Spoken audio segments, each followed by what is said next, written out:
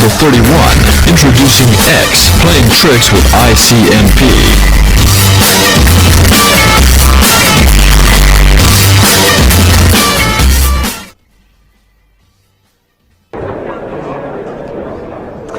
Hello and welcome to the releasing party of X. My name is Ofir Arkin. I'm the founder of the C Security Group.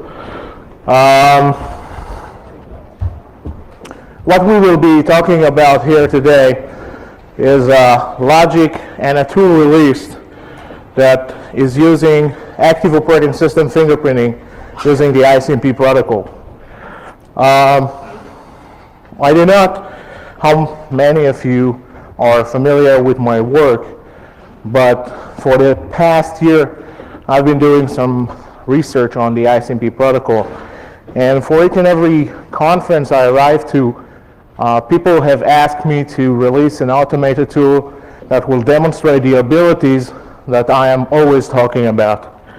What we will go over in this coming hour is, first we will do theoretical analysis of the logic behind the tool. I'll show you some examples, some lab examples and some examples taken on the internet.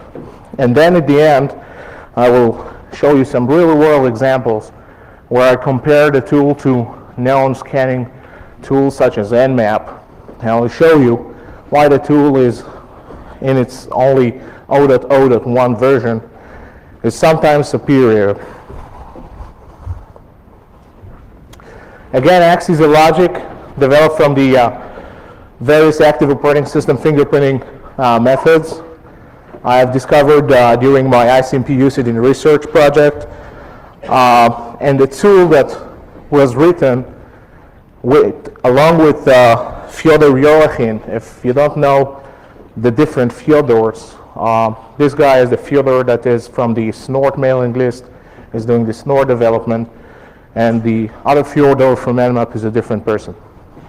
So XProb is the tool I'm presenting here, written along with Ofir Arkin, which automates the logic. There are some goals to the X. Well, prime goals are to be simple, fast, and efficient. Well, I bet many of you are using Nmap or using different scanning tools. These tools, just you fire them away and just send enormous amount of packets to the targets. I'll show you that we can do it in a different way, more efficient way, and get the same results. Still, X is a proof of concept tools, and in the future, it will be much more than it. What I want X to do is to use several logic combined together. This means that if one logic will fail, I will have some kind of a failover mechanism that will fire up another logic, and depending on the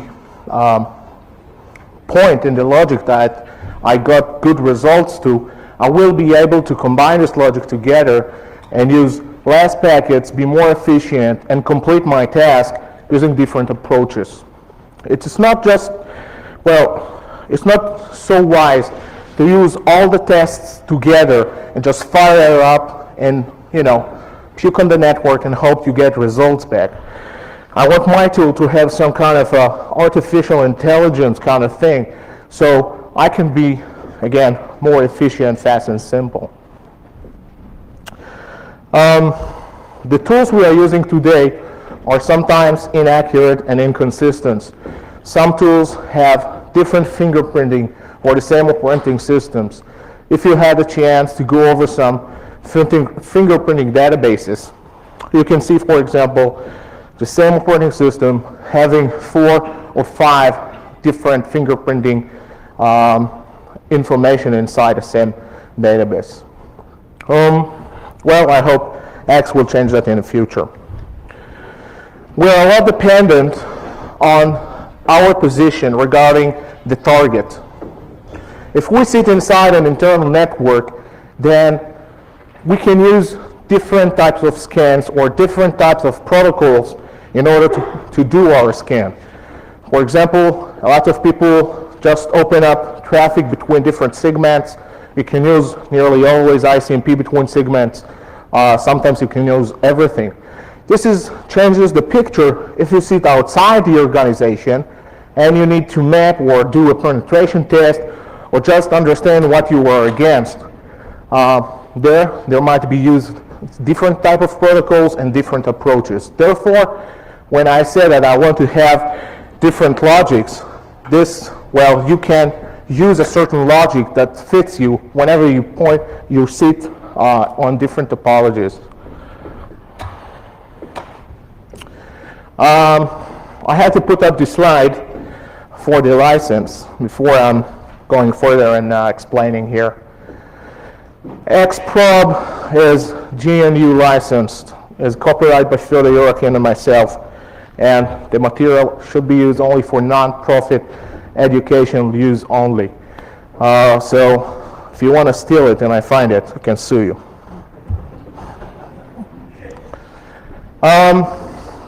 One of the best things with X is that you use only 1 to 4 packets initiated from your machine to the target. If all conditions apply, you will be receiving replies from all known operating systems today, and your results will be very accurate. I'd like to thank Simple Nomad and some of the guys from Razor team that helped me out doing some QA for the logic. I will thank other people along the way of this presentation. So how do we start?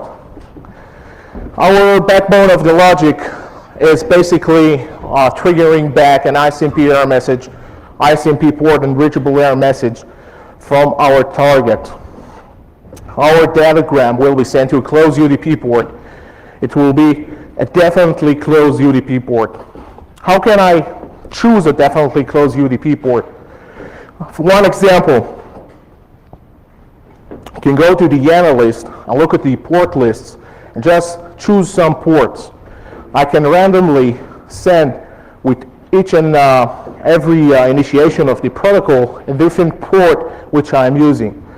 Still today we are using one port to do so, but in the future we'll be randomizing this port. Another approach is, if for example you know where are the DNS servers for your target, say you're auditing your own networks, you can send a UDP datagram to port 53, where it will be closed, hopefully, on all of the other operating systems that are running on your network, for example.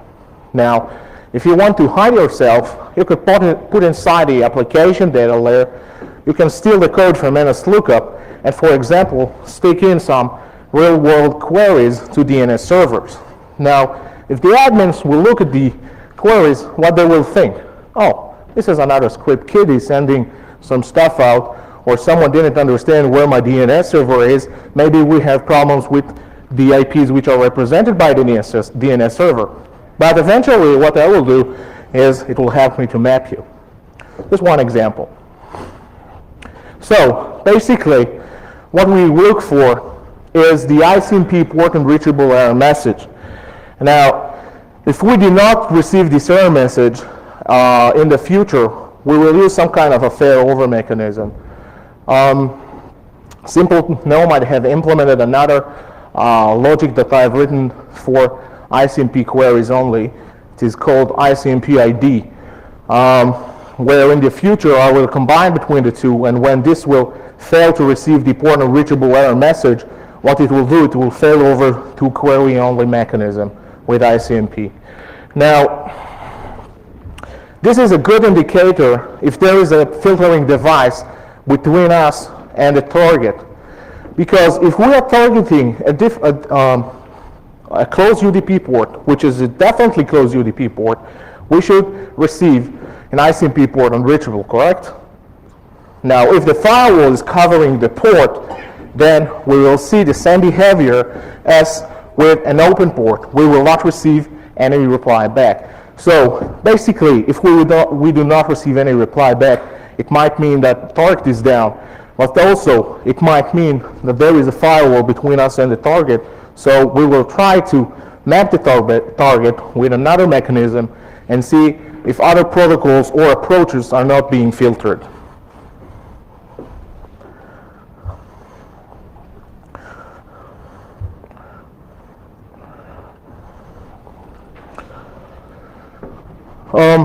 Each IP datagram has an 8-bit field called the type of service byte. Mainly it combined from 3 fields: the proceedings, the type of service, and must be 0.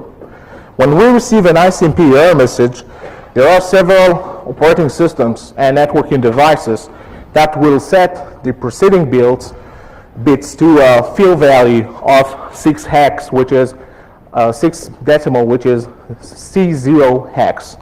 Now, if we look at what the RFC has defined, RFC 1812, which is requirements for IP version 4 routers, says that routers should send back this field value when they generate an ICMP error message. Well, we see with this diagram that we have here Linux kernel 2.0, 2.2, and 2.4, as well as Cisco routers with iOS 11x to 12x, and Extreme Network switches do the same thing. Well, Linux is not a router, but still he acts like it. So if we shift to this side of the datagram, or the logic, we need to differentiate between these 3, 2 networking devices and 3 operating systems. So how can we do this? Since Linux echoes back everything that we will put inside a packet with this ICMP error message, the amount of data that it will send us back will be much more than the other operating systems that are present here. This means that the RFC has stated that we need to send back the offending packet's IP header and at least 8 data bytes of the offending packet data. Now, if you remember, with the first step, I have sent here 70 data bytes inside the UDP datagram. So basically what I'll do here is a simple test. If there are only 8 data bytes echoed back from the offending packet, which are really here are the UDP header information, the different ports and the checksum, and the other side will echo back everything, then basically I have now divided between Linux and between Cisco routers and Foundry network switches. Now I need to take it further. I want to be able to differentiate between the Cisco equipment and Foundry network equipment. Extreme networks equipment. What I will do here is I will check for an echoing integrity problem. Echoing integrity is basically when we send the offending packet's data, some operating systems may mangle some values. This means that sometimes we will see different values inside an ICMP error message than the actual original values with the offending packet. Now, if we look closely on Cisco routers, they will nearly echo everything correctly, while Extreme Network switches will send us a UDP checksum of 0 instead the original UDP checksum. So basically, with 1 packet and 2 other tests, we were able to differentiate Cisco routers with iOS 11x, 12x, and Extreme Network switches. Now we wish to do the same with the Linux part of the diagram. What we will do, we will use the IP time to leave field value with the ICMP error messages the different Linux kernels send us. Linux kernel 2.0.x will use an IPTTL field value starting with 64. Of course, we will get another value here because it gets decreased each time the IP header is getting looked at along the way. But we can do a fairly good test and say, for example, if we receive IPTTL 44, it will be much more understandable, then it will be much more close to 64 than 255. Well, kernel 2.2 and 2.4 will use 255 as their initial IP time to leave field value, and we can differentiate them from Linux 2.0. Now, this is again, we sent 1 query we have here two tests, and here is Linux 2.0, and the other side 2.2 and 2.4.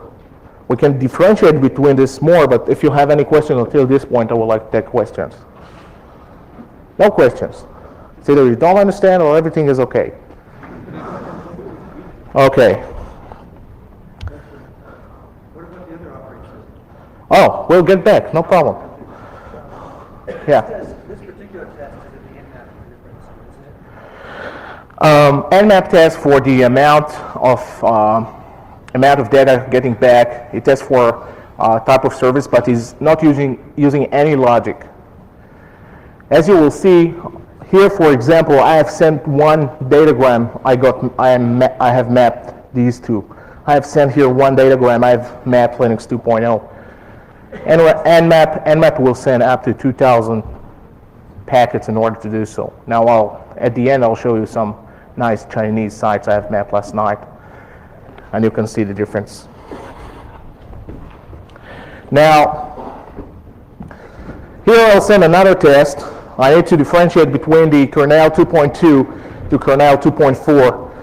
I'll send an ICMP echo request here. If I'm not getting any reply back, then the firewall might filter the ICMP echo requests. If I get a reply, I'll look at the uniquely field within the reply, which is the IP header IP ID field value, which kernel 2.40 to 2.44 will do us a favor and send a 0 here.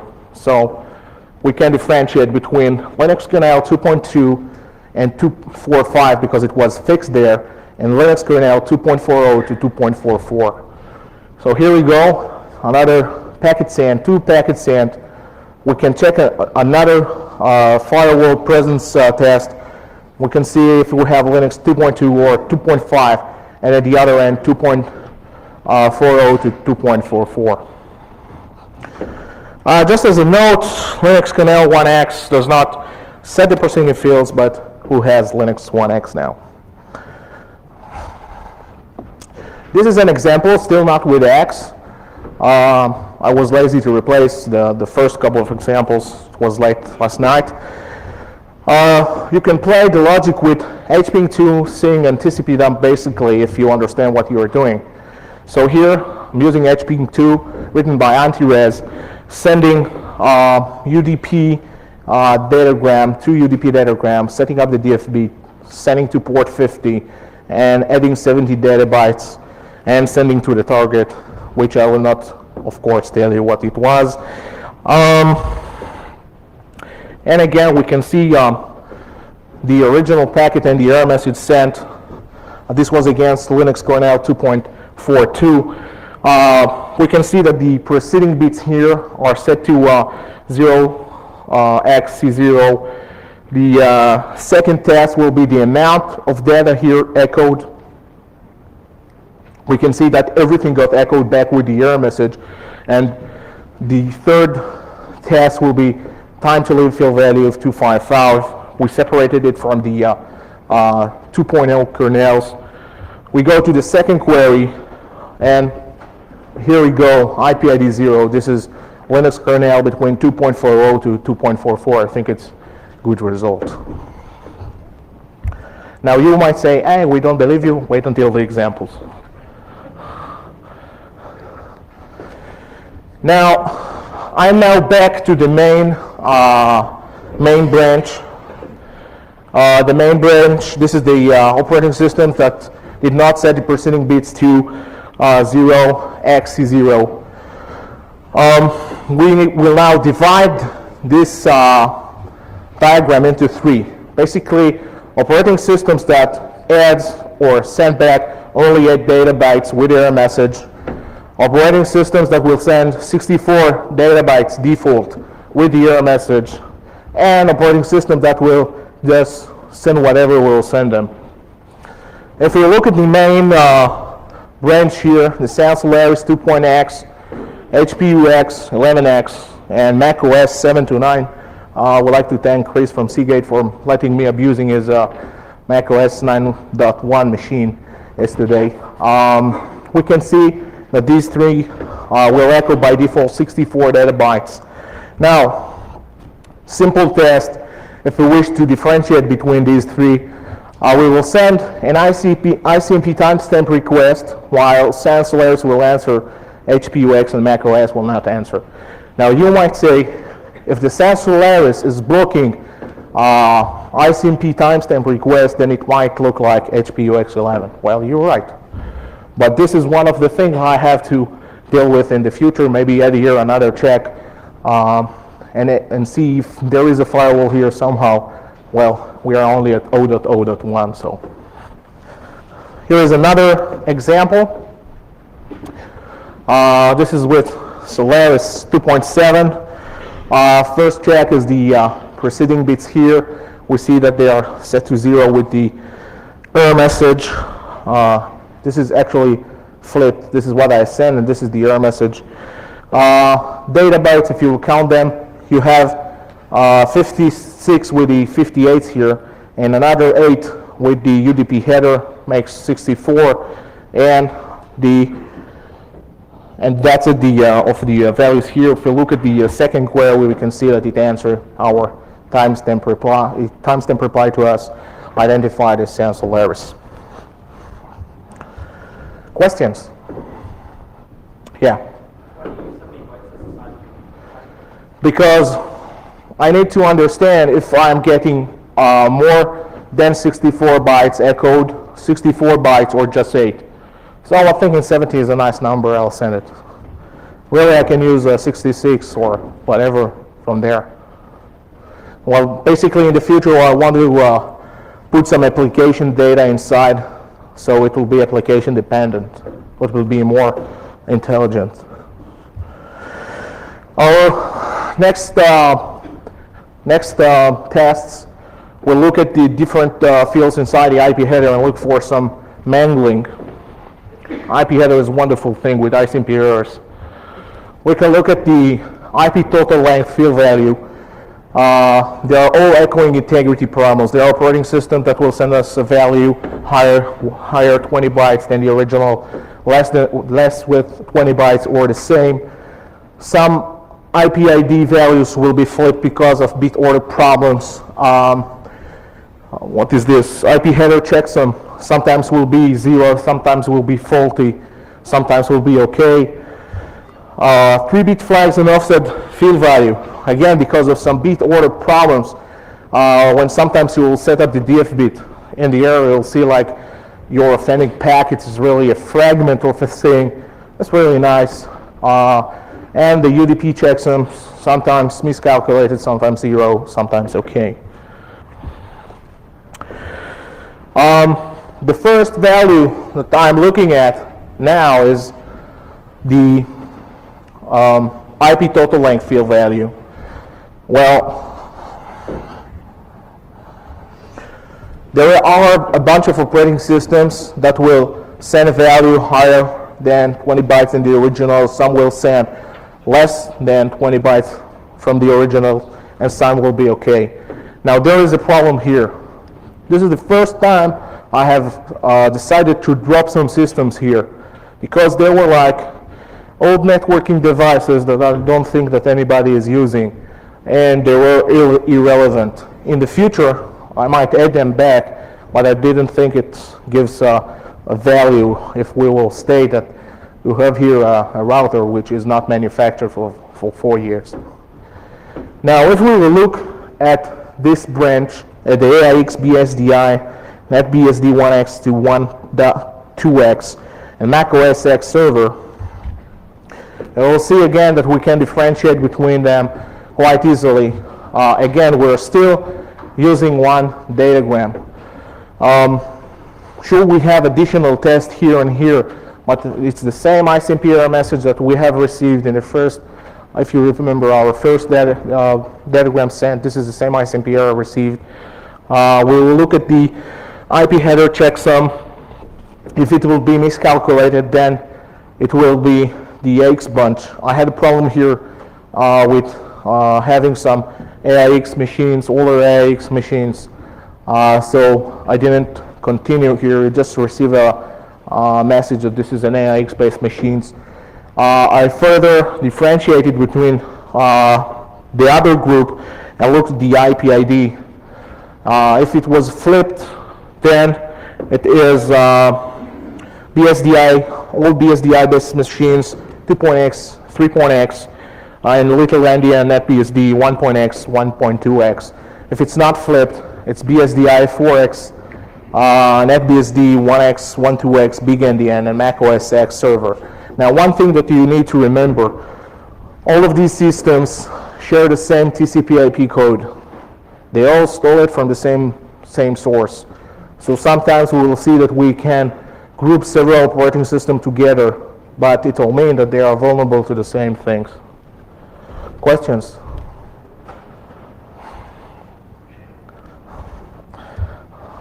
Here is X. Here you can see first time X working. This against live target on the internet. You see one datagram sent. We're looking after the test for the proceedings. We'll look for the IP total length. Will be bigger with 20 bytes than the original. We'll look then at the UDP header get X. This is a very fast thing. I don't know if I have the trace here. Yeah, look at the timelines. It's under a second for receiving back the port unreachable error message. I check all the tests I've tell you about and the logic and get X back.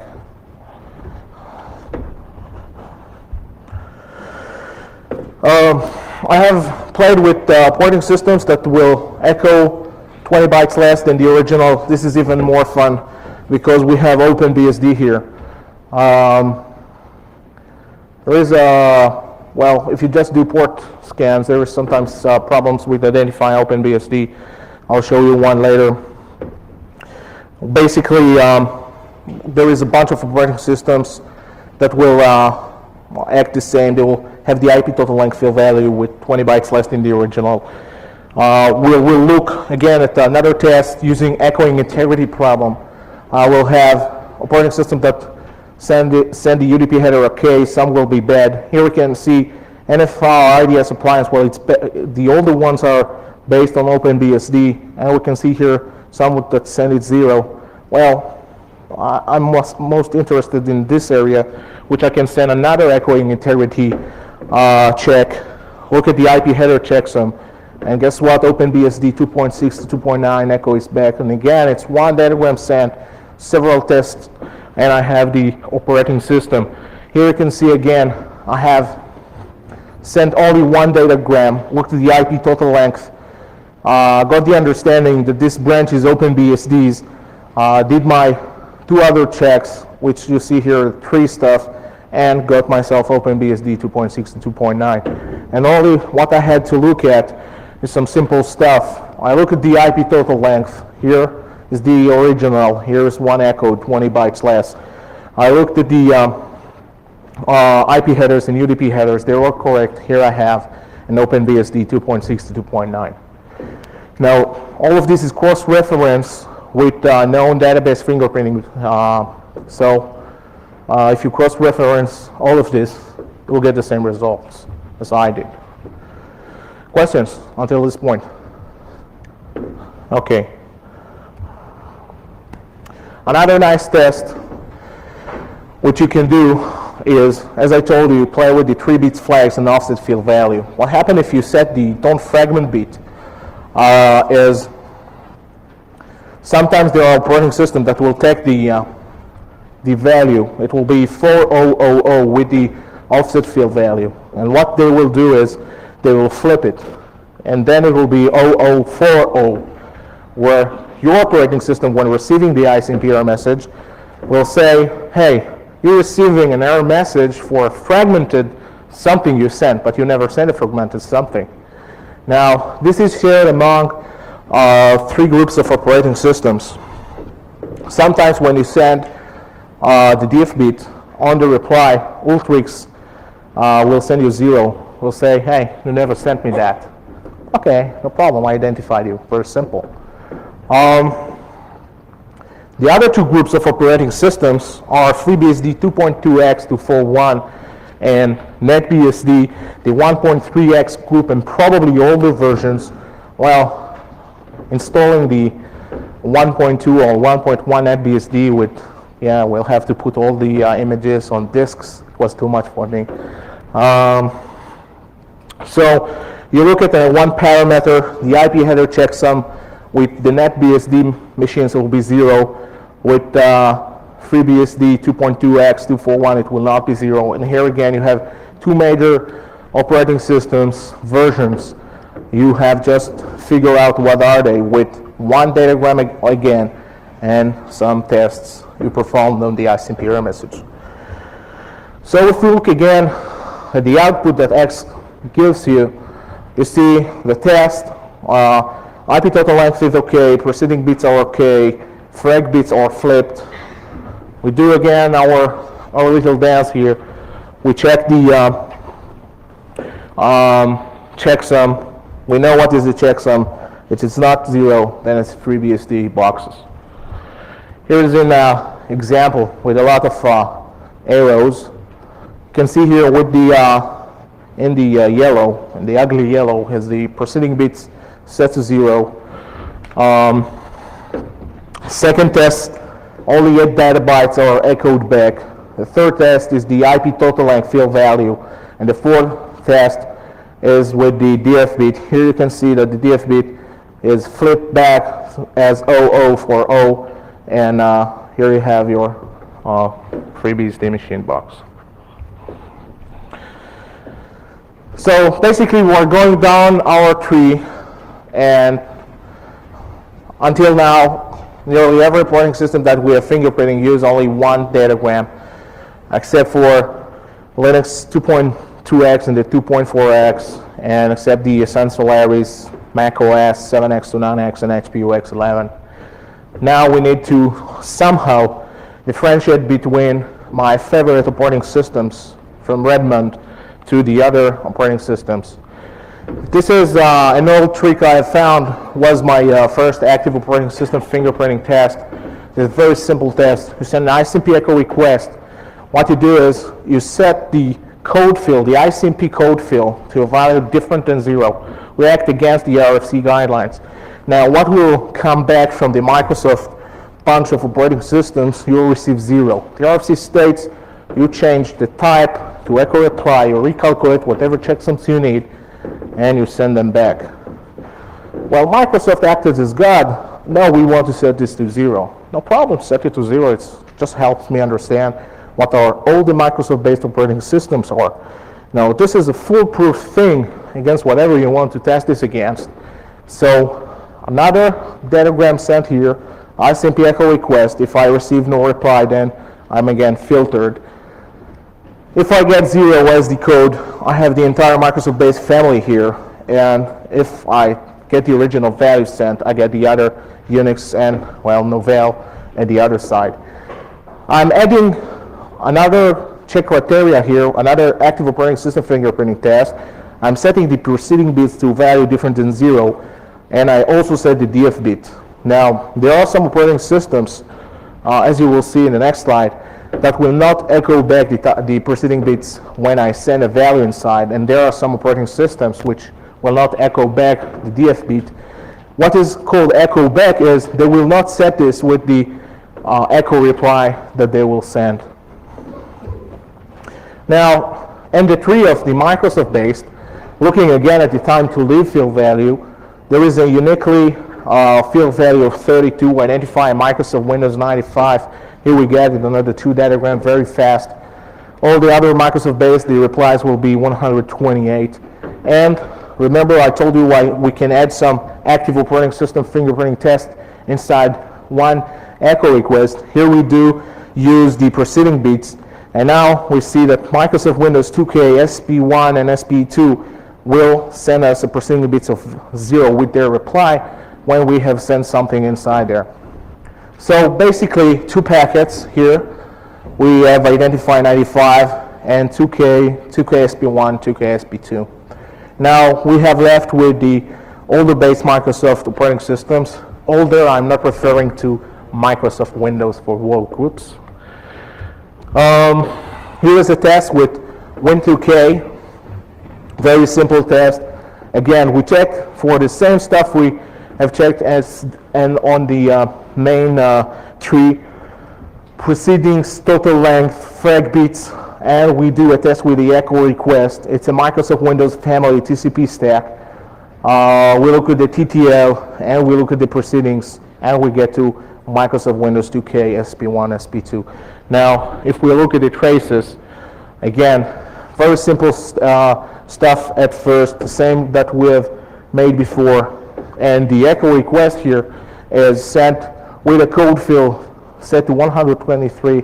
Well, I don't know why Fielder uses 123, but we get 0 here. And if we look closely, we have 6 SD proceeding bits. We have 0 SD proceeding bits here. So basically, again, 2 packets, 1 error received, 1 reply received, and we get Win2K SP2. This actually identified as one of the group of Microsoft based, and if you can say this is Microsoft 2K or SP1 or SP2, if you know how Nmap fingerprint Microsoft Windows 2K, then you'll appreciate it.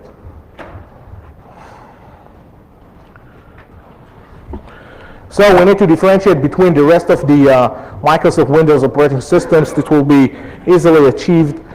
We send ICMP timestamp request, Microsoft Windows 98 SE, which is basically the same operating system, and Windows Me will answer.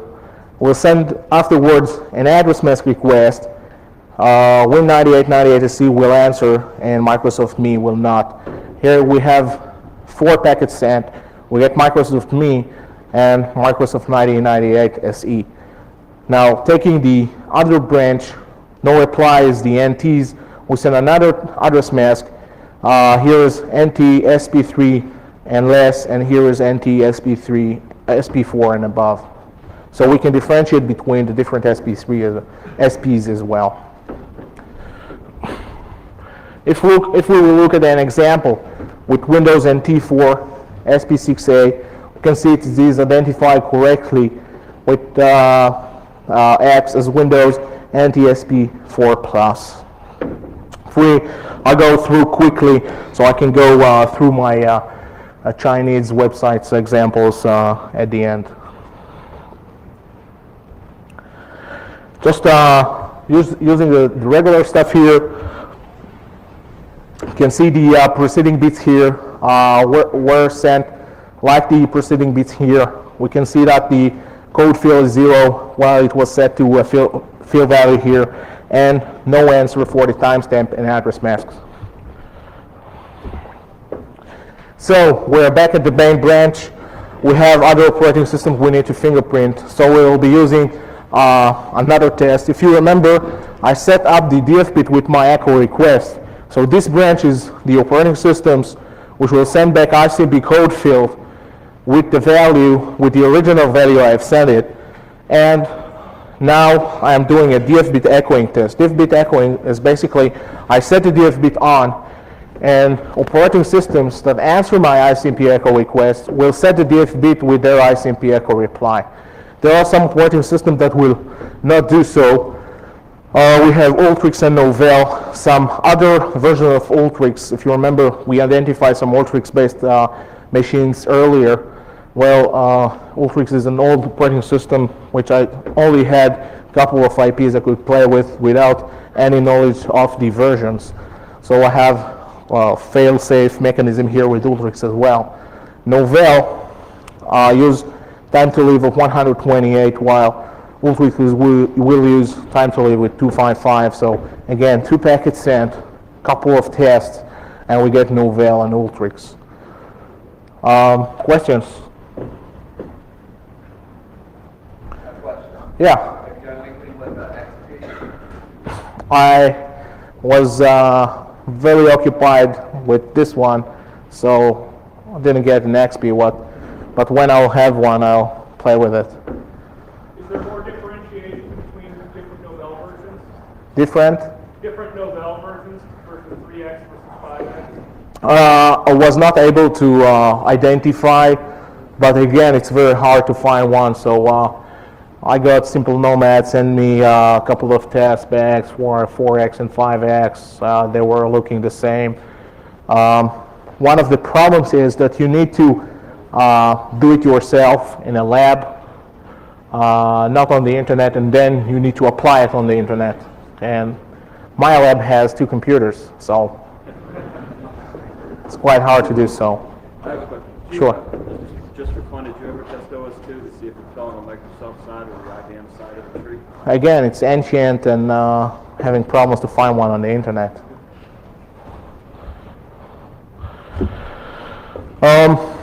I think this is the one of the final tests. I'm going back to the ICMP error message here, and with the ICMP, with the offending packet, I have set the DF bit as well. So again, if the DF bit will not be set with the error message, I can filter down more operating systems here. What is nice to look at is the OpenBSD 2.4, 2.5 hijacks here, and the NetBSD 1.5 and 1.4x bunch here. Again, this is only 2 datagrams sent, couple of tests, and you get the operating system.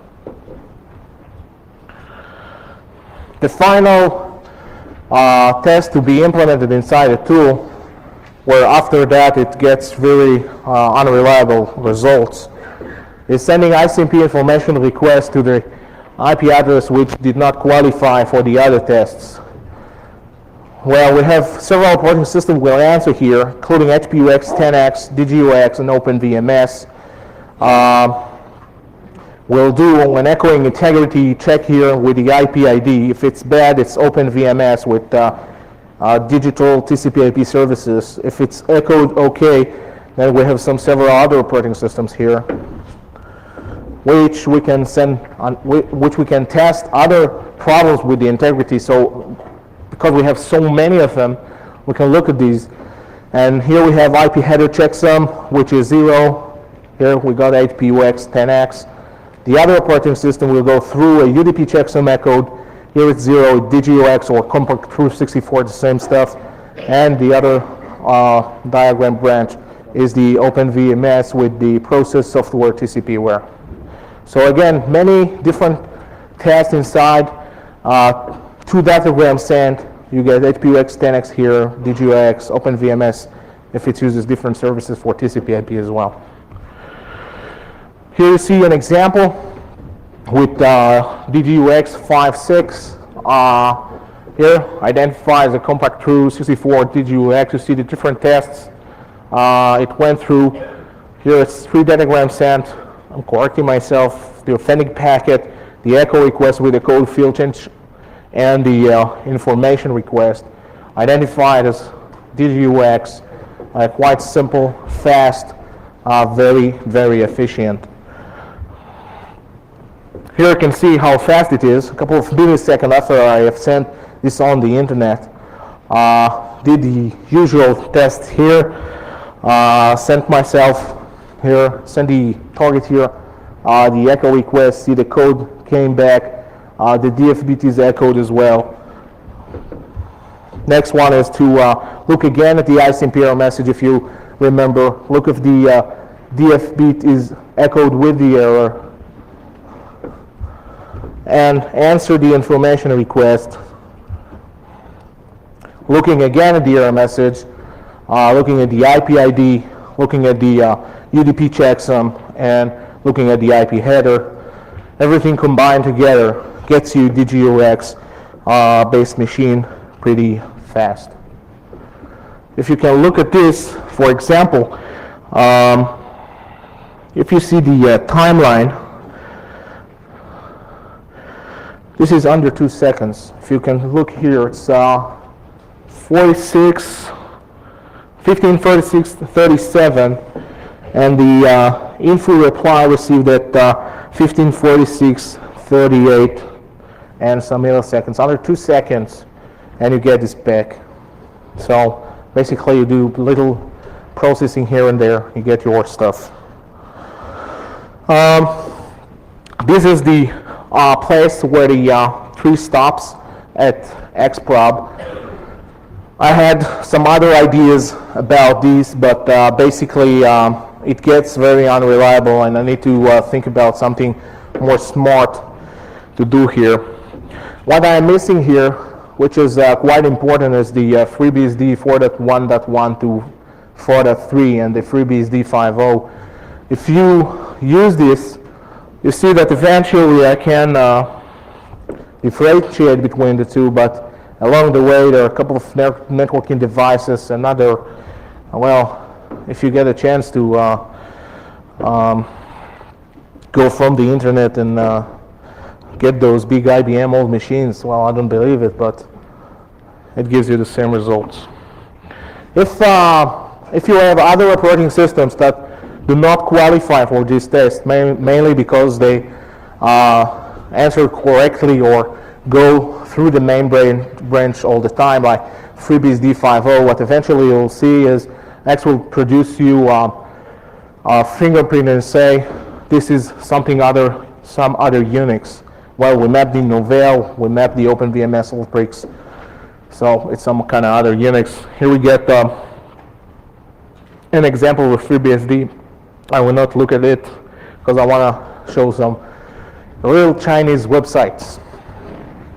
Any question up to this point? I know it's sometimes a bit fast. These slides and the tool will be available in midnight because I have some other stuff I need to do. So midnight I'll show you a slide where you can download everything. Questions until now? No questions? Yeah? Have you looked at any honeypots that are pretending to be an operating system, whether they're still? Well, it just 0.0.1. I mean, I wanted to do the proof of concept, show that this is working, and I'll show you some stuff here.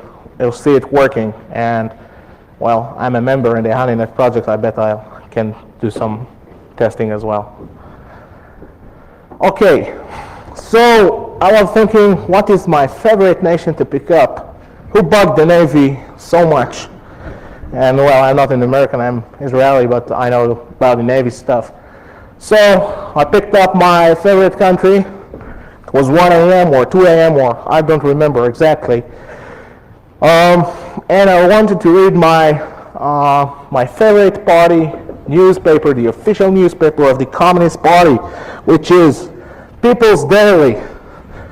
Well, they say good stuff. Here is the NBA player is doing good stuff, and everything is good in China. So, yeah, I'm impressed. You don't know what are the other sites I went to. Wait and see. So, such a lovely country, and I wanted to use X. Guess what? So fast. Well, I cannot really read there, so I'll read from here. People's Daily, run on OpenBSD 2.6 or until 2.9. Very simple. You can look at the test, and if you don't believe me, here's the trace. Yeah, okay, it was 11.14. Again, China and the United States are connected very fast. I don't know why. Maybe this is the reason. Maybe this is the reason for all this denial of service stuff to work. This is under 1 second. You see the IP total length giving me the error message. All the other stuff is good. We have OpenBSD here. Very nice. So I was thinking, this is a very nice site. I need you to believe me, right? If I will not use something else to map, then you guys will say, yeah, there's something is fishy here with the Israeli telling us that this is working. So, I was trying to use Nmap. Well, you know what? It didn't work. It will work for 567 seconds. I was thinking that the army of the Chinese peoples will just, retaliate somehow. Well, they must be sleeping at that time. Well, it just failed. Failed to correctly tell me after nearly, well, you do the calculation about how many minutes, nearly 9 and something. I was like, oh, they must be looking now and see these hackers from Las Vegas. They kill us.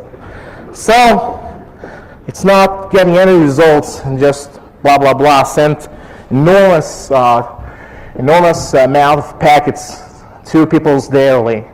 Well, they will see their router usage get high from the States. Well, okay, so I wanted to buy some microphones.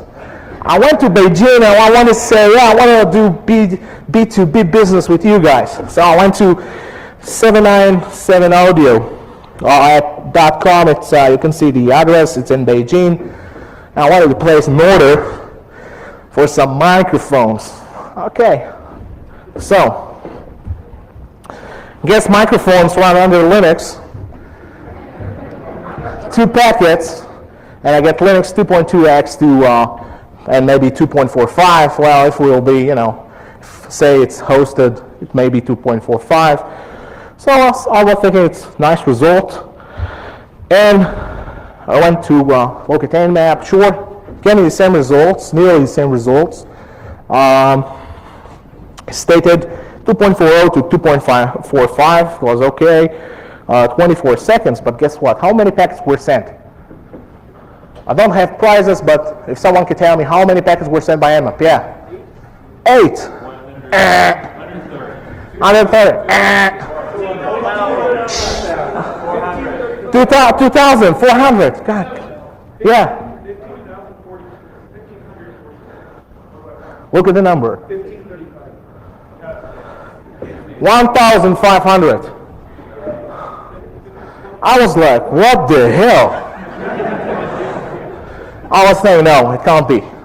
So I reset my TCP dump and did it again. Well, 797 audio, I didn't think they will get so much visits same night buying those microphones.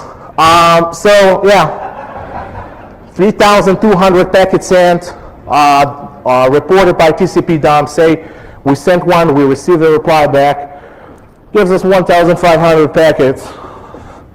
Well, you judge. So I wanted to buy myself a car. I was thinking, let's go to carguide.com.cn. I want to buy myself a Chinese car, since if I'm thinking of moving there, I need to, So I saw that excellent car here. Well, okay, what do you know? It's working on WinNT4, SP4 and above. 4 packets sent, and I get this awesome car guide. Okay, no problem, let's compare with Nmap. Well, here are some not that same results, because SP3 and SP5 are different things.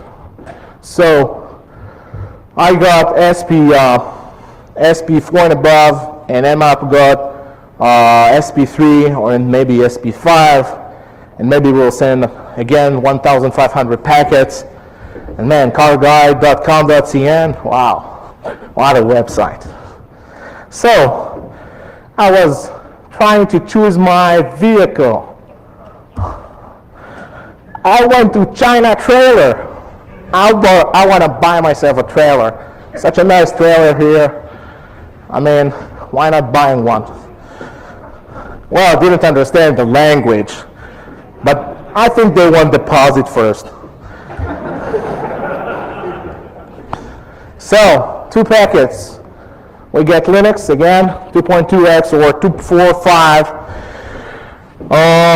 Nmap, get our basically same results, 27 seconds, and again, jam the internet with 1,500 packets. And sure, you can see what is open. MySQL is so nice. SMTP, Telnet, SSH. Well, this guy was really smart. FTP, SSH, Telnet. Wow. Scanning is legal. I'm sorry. So I wanted to buy a train. So easy to buy a car. I went to trains. So I went to Mongolia. This is an awesome host name. I am one MGT.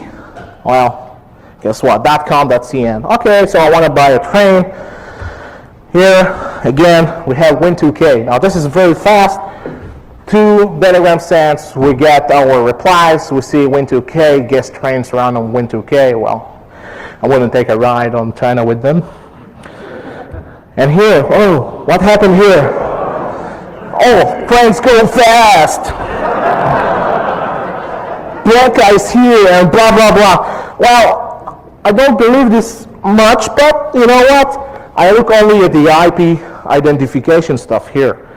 Now it says, since we are so smart, I guess HTTP runs with Microsoft Me or 2000 RC1 or whatever we have here.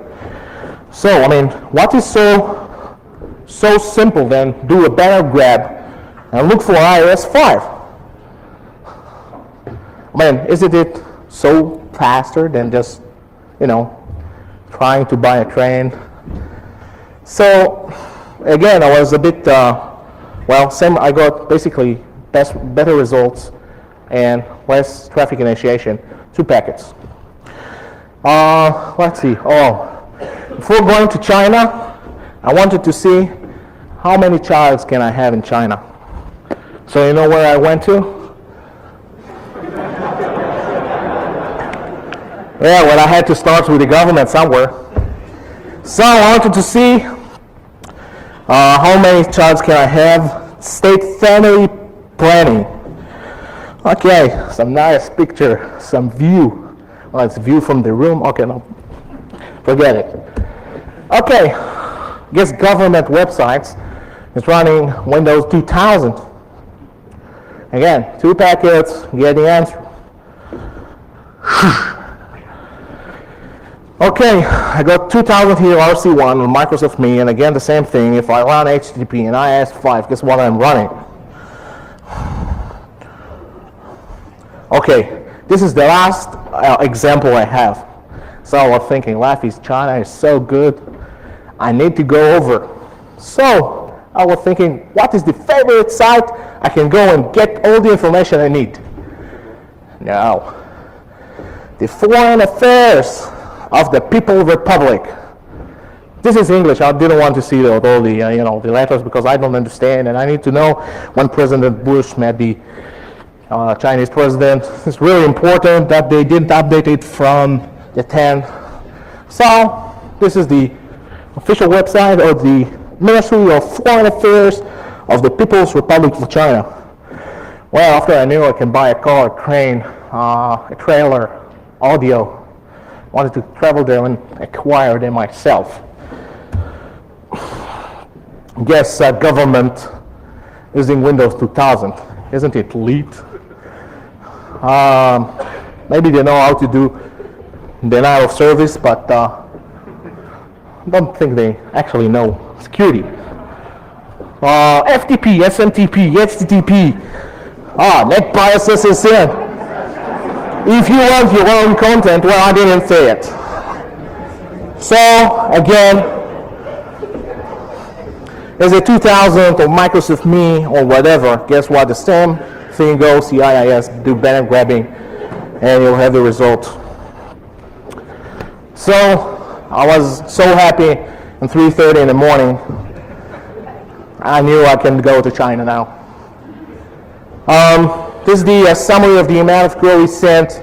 I'll do it fast because Lance will beat me if I eat the HoneyNet project time while I have to sit here as well. Now, this is the amount of packets sent. Of course, we need the replies. Now, what's next? What's next for the tool? This is only 0.0.1. Usually 0.0.1 is not compiling. This is working. I was trying not to do some stuff, and I have to get some networking devices into this. And also, I need to do some other firewall stuff, and if all fail, oh my God, we need to go to TCP again. I know, Lance. I know. Give me 2 minutes. Told you. Now, all updates for the tool and for the logic, and the white paper hopefully finished or I don't know when, will be on this web address. Now, if you go to www.sys-security.com, you'll see a link to X. Go from there. What I want to add to 0.0.2 is database support, fingerprint database, more logic and logic failover. It will be helpful for sites that are not in motherland China. Code download. As of midnight, I have some other stuff to do before. My website, SourceForge, we'll have there. We have there now official page. What I don't know if there is something. We'll have a CVS repository and Ofir Arkin website. You need libpcap, runs under Linux, and if it runs under anything else, let me know. Okay, automation. Of course, Xprob, you call it whatever, written by myself and Fyodor.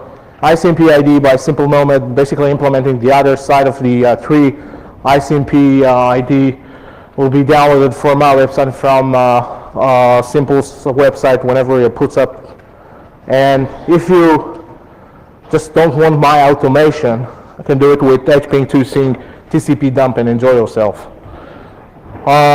Acknowledgement that this is important for me. First, I want to say thank you to Jeff Moss, having me for, it's now a year, doing the Black Hat World Tour.